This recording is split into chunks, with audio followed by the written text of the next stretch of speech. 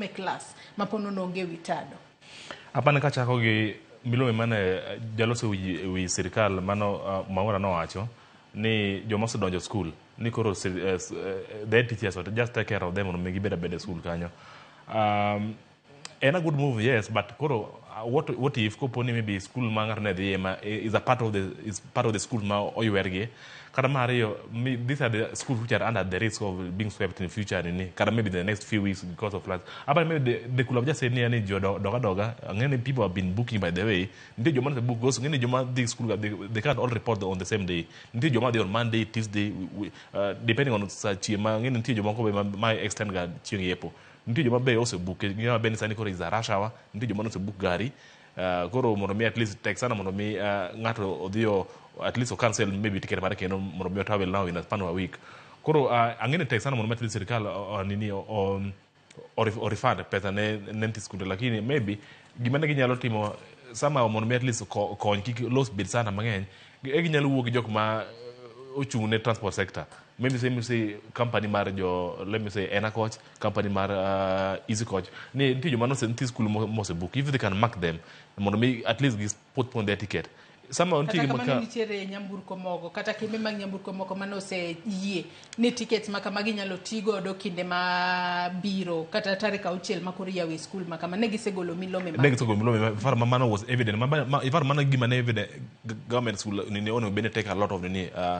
effort mondo mi at least even kata maybe ambe ntia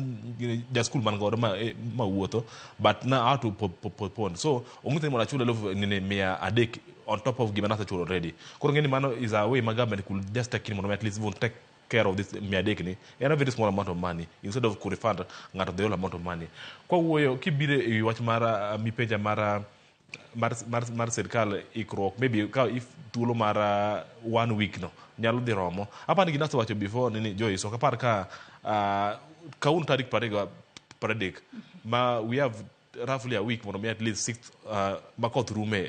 bedo mangeni we can't be sure any of the room exactly on that 6th onya look slightly maybe onya dok maybe mane kama onya dok e piny to maybe you need that time maybe ponder ntiende rimo kethore ntiere transport sector nti joma no se book they have to rebook again space onge nti joma bene maybe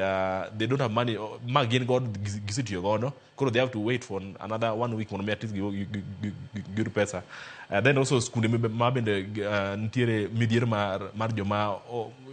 ola yuero odake school mo kethore koro apani 1 week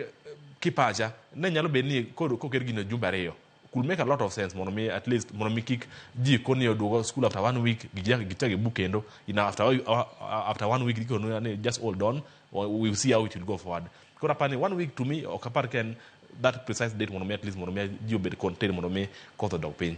yeah set wach ni mogi kotudore kod tariga skunde makoro noloki kapok wadhi e wach machielo kotudore kod ng'anyo mag jopuonje mag JSS tarig skul mag sani oloki kaluwore kod kilese manyaka sani okethore a piny